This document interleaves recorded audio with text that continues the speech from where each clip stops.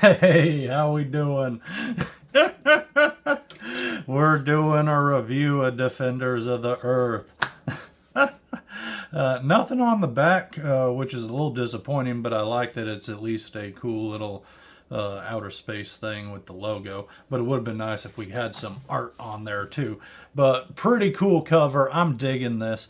I like the cartoon well enough. It's real fun, and I very much enjoy the old classic characters, and I love the Phantom. I saw the live action movie as a kid, and I just thought it was the coolest thing in the whole wide fucking world.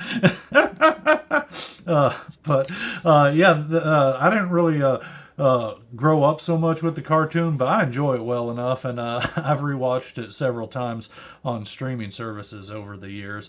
So I was very excited to find out that this comic was coming, and I've been very much enjoying the Flash Gordon comic.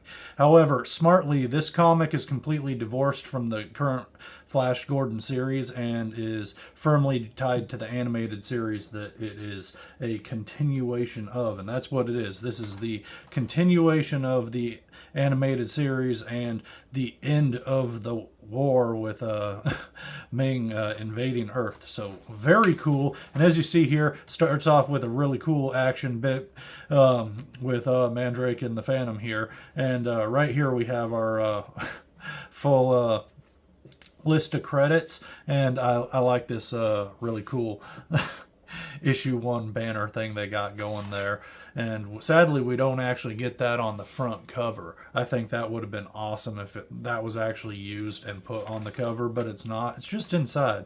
So I thought that was kind of weird, but I dig how that looks. And this is written by Dan Dido, which, you know what? Every time I read some by him, I end up enjoying it. But man, I still can't get over what he did to Beast Wars with Beast Machines.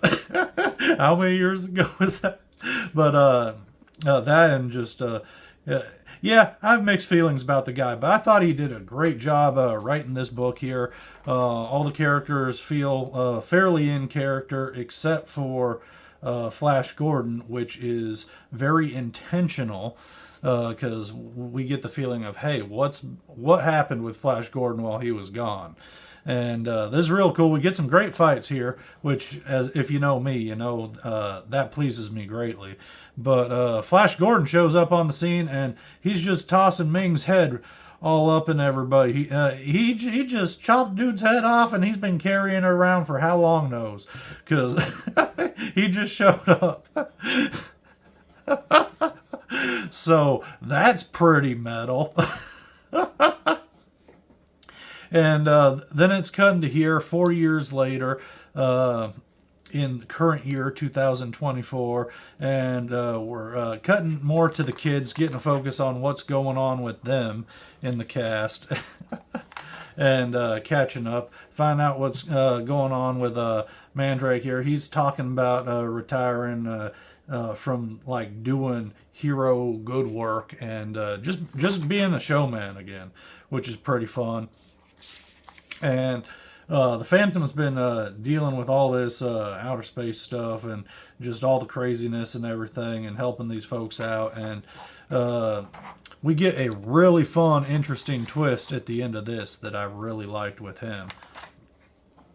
But that's right here where it turns out there's been legends and rumblings about the Phantom doing work while he's been away, and this Phantom's killing, which, as we know, our guy does not do because he's a good hero sort. And we get this really cool ending where we find out that it's actually his brother who, as we know, is no good, and Jada's serving under him too, so that's pretty cool. Very fun. I enjoyed this. There's a lot of good twists and turns in it.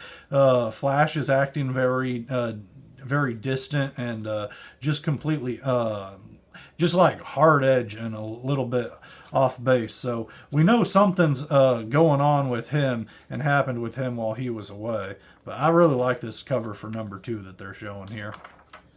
And of course, we got the. I really like how they actually have the schedule of their releases coming out. And you know what? I think Flash Gordon #2 is coming out, if not this week, next week. So I'm really excited to read that. But I had a lot of fun with this. And there's a Phantom video game coming out, which I did not know about. But I have Switch, so I'm going to check that out because that could be fun. And there's some ads for some toys that are really old and you probably can't find anymore, but they're really neat. I like this series quite a bit, and I like that they had a little bit of a preview in the issue 1 of Flash Gordon, which made me want to check this out. And I liked issue 1 enough that I think I'm going to keep going and leave this on my pull list, or I should say add it onto my pull list, because it was a lot of fun. So between the new Flash Gordon series and this current Defenders of the Earth, I like it. I'd recommend it. Check it out. It's a little bit pricey. As you can see, it's a $5 comic. And, man, I think $3, $2.99 is the sweet spot for comics, because then I can actually go in and buy them. But when they're $5 a piece, I feel a little guilty. You know what I'm saying? But it was a real good read, and if you have any attachment to the original series at all, I think you'll enjoy this quite a bit. And as you can see, the artwork looks really good. It's crisp, it's clean. You can tell who each character is, and it's although not identical to the cartoon, it doesn't differ too much from the style of the animation to where things look different. So yeah, highly recommend it if you already like the property. It was well written, looks really cool, and there's some good action in there. So looking forward to checking out issue 2, and thank you for joining me.